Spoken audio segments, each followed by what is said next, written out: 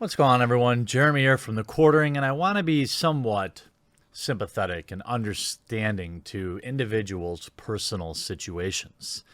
And there's a lot of news in the video game world, gaming in general, that I cover here on the channel, as well as Hollywood movies, Marvel Universe, things like that. But then also, sometimes I also cover tech news, industry news, world news, specifically YouTube news and social media news as it relates to our world, right? There are times that I cover when YouTubers are dealing with certain claims from people, having videos taken down, all sorts of things like that. I cover these things when I think they're important. There has not been, as far as I can tell, a more important topic than everything that's going on this week with Google and the emails that we've seen.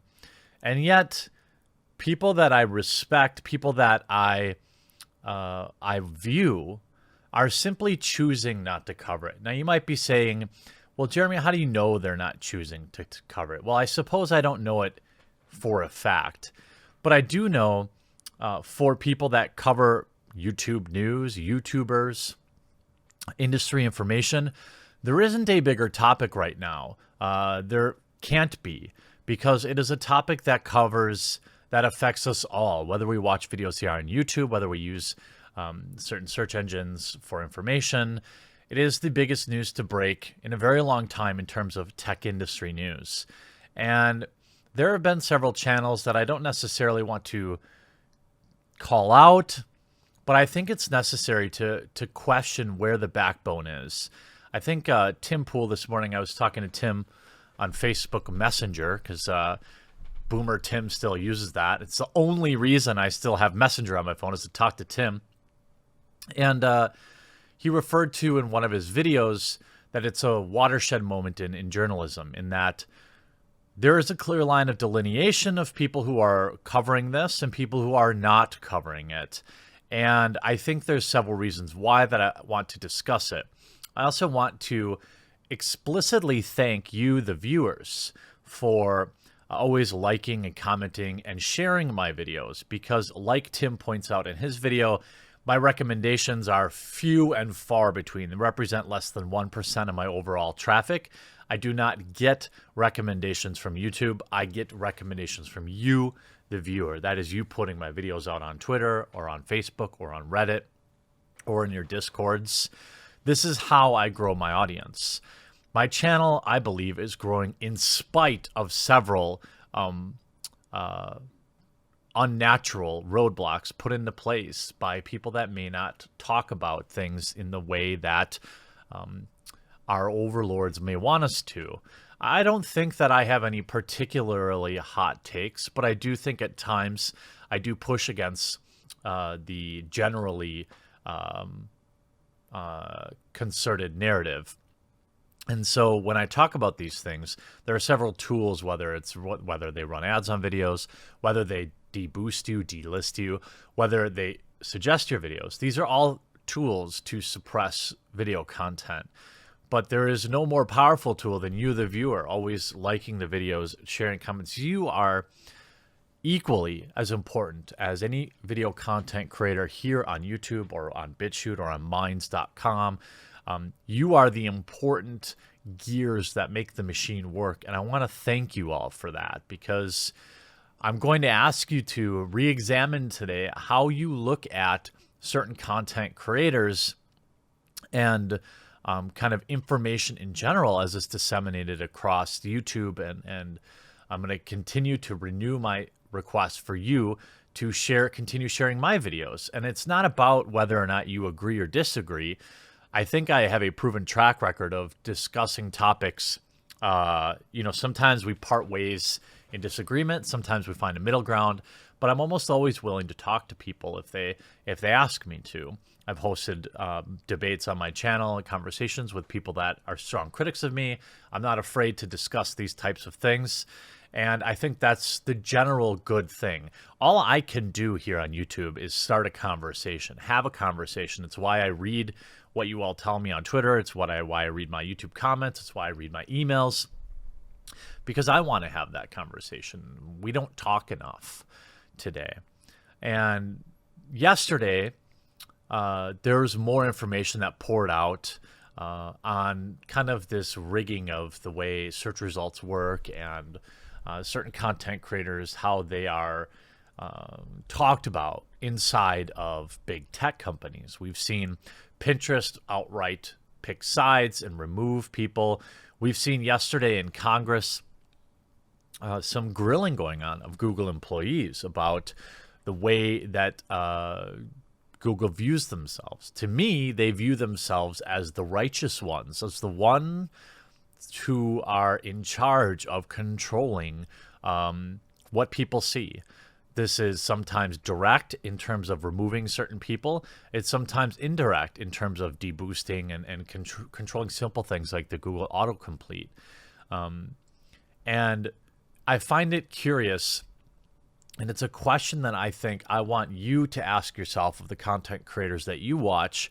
Why is nobody covering this? Now, there are people that are covering it. Styx, I want to give credit to Black Pigeon Speaks, Tim Pool. And obviously, you look at Upper Echelon Gamers covered it today. These are people who understood there's a real risk to covering this stuff. It puts you on, in my opinion, it puts you on certain lists. It draws dangerous attention to your channel. And I applaud anyone who has the integrity to cover it. And what I'm saying is not just, you don't have to agree with what people are saying. You can just have your own take. I think it's important to push the conversation forward as opposed to remaining silent. And there are several content creators here on YouTube that it's interesting. Like, you can look at a guy like Keemstar, who makes his living off covering YouTube drama. You would think that covering YouTube search algorithms and stuff like that would be a big deal. I don't necessarily consider him a news channel, and I don't want to necessarily call him out directly, but there are other people like Philip DeFranco. This is a man that has collected 6 figures in Patreon money to start a literal news corporation, and is choosing to cover everything but what's going on inside of our workplace. Like it or not, we all work for the same company. Whether or not we agree or disagree with each other's takes, we all have the same boss. We all live under similar rules, although they're not equally enforced. But it doesn't seem to matter which side of the aisle you find yourself. I believe Mr. DeFranco says he's in the middle, but he's clearly further left. But again, it doesn't matter. I'm just showing you a smattering of people that just are, in my opinion, choosing not to cover this because they are afraid. You have his news corporation. What a great first video you could have covering all of this. Nothing. CNN, not a single video covering this. Why? Because I believe that they believe this helps them. Whether it's the fact that when we look at what's contained in these emails, it pushes forth the same narrative they do, or if they believe that Google removing news is directly beneficial to them. And let me explain why I believe this is. And I'm not just picking on them. We can look at the Young Turks. They put out like 25 videos a day, it seems like. Nothing. Not a single video on it. How many videos did they put out in the last 24 hours? How many? 1, 2, 3, 4, 5, 6, 20, let's say 40 videos. Nothing. Didn't touch it. That is a conscious decision. Fox has a single video on it. A single one. They should be blanketly covering this. Okay? It's because I believe that this information directly hurts commentators like myself, like Tim Pool, like Dave Rubin. We are competition for places like CNN. And as we get suppressed, what happens? Google has more real estate, more ad space for old legacy media. And that is, in my opinion, a big reason why they're quiet about it. Secondarily, even primarily, and even to the fact that I believe many of them agree with some of this stuff. You want to look at how Google talks about news and what's an authoritative source. And it doesn't matter if you agree or disagree with me. We can discuss this in the comment section down below. But look how long some of these news outlets have been pushing Mo Russia, something that has been universally disproven, unequivocally fake news. These outlets have hundreds of videos. If I went to, I haven't done this in real time, but let's just guess. I guess they probably have hundreds. I don't know. I'm just saying, right? We know why they cover what they're going to cover, the Mueller report, all this stuff, which ended up being complete baloney sausage. YouTube continues to push them as being the authoritative source, even in the face of unending spreading of false information. And when you look at even internal emails, okay, from Google that say, today it's often 1 or 2 steps to the bad guys from WW2.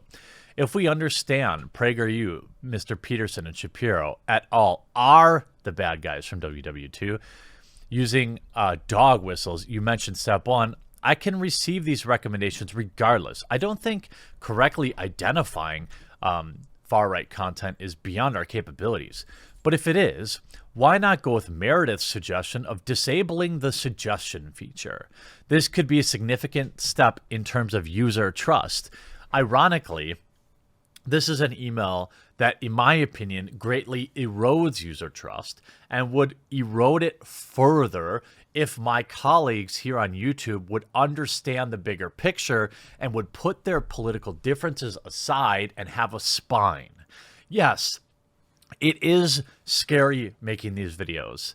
I'm not going to lie. I've become very appreciative of, my channel had 15 million views last month.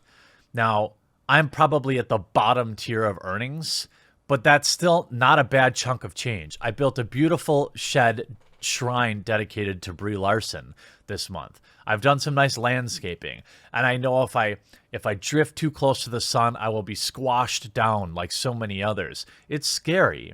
And I guess it's difficult for me to judge just one person for not covering something out of fear of being removed or being the nail that sticks out to be ultimately hammered down. But remember this as viewers, who you put your trust in. Again, I'm not saying it's because, I'm not saying that the Young Turks have to put out videos that agree with me. You can even put out videos and try to debunk it. But it is obvious that people are avoiding this conversation on purpose, and I believe it's significantly self-serving reasons. Either they are afraid, which I can understand, or they agree with it, which is disgusting. Either way, I hope that you, the viewers out there, will continue to spread these videos and continue to hold your content creators' feet to the fire. And you think about that when people ask you to subscribe to their Patreons. And you think about that when you're doing super chats for people. When you think about that when you're doing GoFundMes for people. Are these content creators the type of people who will stick their neck out for you and for the users and viewers when the times are tough, when there's a lot on the line? This is exactly the reason why I will never quit my day job, because I want to be able to stand tall and have the balls to talk about this stuff. And I hope that you all see that and that you respect me and my colleagues like Tim Pool who are standing up and covering this stuff. Sure, Tim and I have relatively milquetoast takes, middle of the road takes, but we're doing our best to continue this conversation. Upper Echelon Gamers talked about it. Shout out to that guy. Again, him and I are mostly covering gaming and Hollywood stuff. But this is bigger than that. And I hope that you, the viewers, will continue to shed a light on what we're going up against and remember the content creators that remain silent. Because at one point, right now, it's very easy to look at, well, it's all the people that are interested into alt tech, or it might be people that other people consider to the right. These are the only people speaking up because they're the people who are getting censored. I understand why people might think that. But to those people, let me tell you this. Right now, you might agree with what Google and the Fourth Estate and the media are trying to do. You might say, I agree with them, so I'm going to say nothing. But there will, and I promise you, there absolutely will be a point in the future where you are on the other side of this, and it'll be too late because all of the dissenting voices will have been removed, and you will be on your own.